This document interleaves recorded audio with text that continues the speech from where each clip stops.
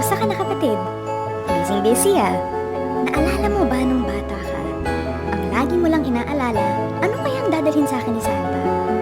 Ikaw na dating tumatanggap ng regalo. Ikaw na ngayon ang nagbibigay. Sabi mo na lang sa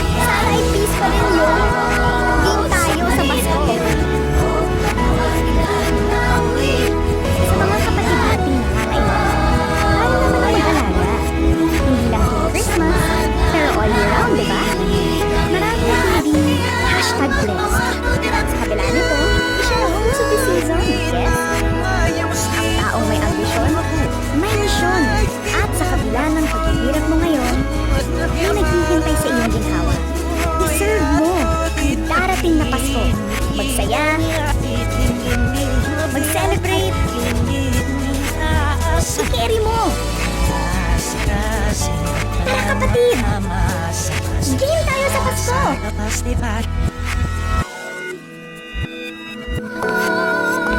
Noong may isang batang paslit na mahirap, malungkot at medyo maliit.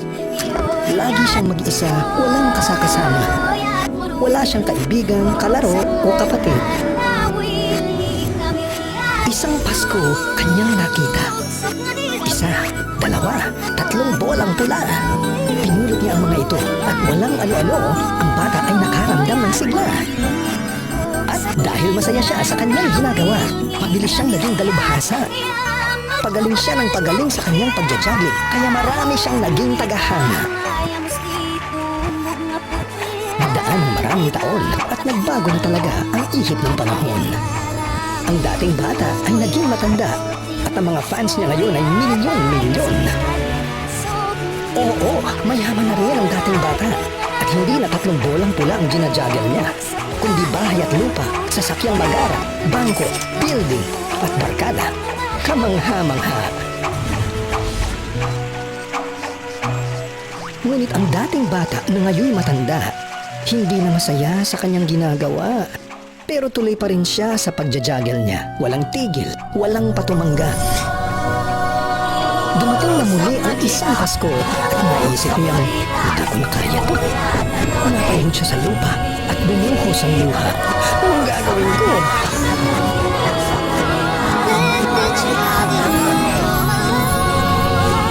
Isang bata, isang simpleng bata ang lumapit sa kanya. At sa mahinang tinig, siya'y napakinig. At ito ang mensahe niya. Kailangan maging musmus ka naman dahil tanging ang mga bata lamang ang nagpaglalaro sa kaharian ng aking ama. Sabay na inabot ang bata sa kanya.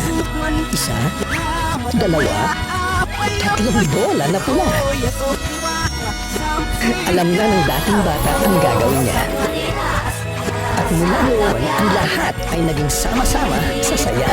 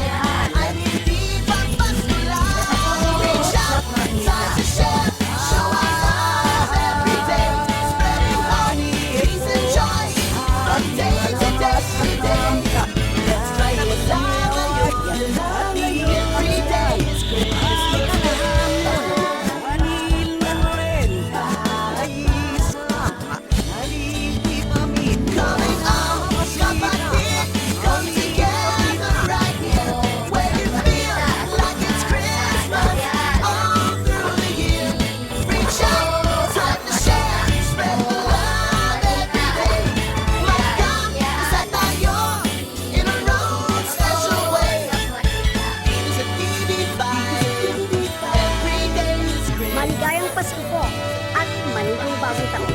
Every day is Christmas Day. Every day is Christmas Day. Every day is Christmas Day. Every day is Christmas Day.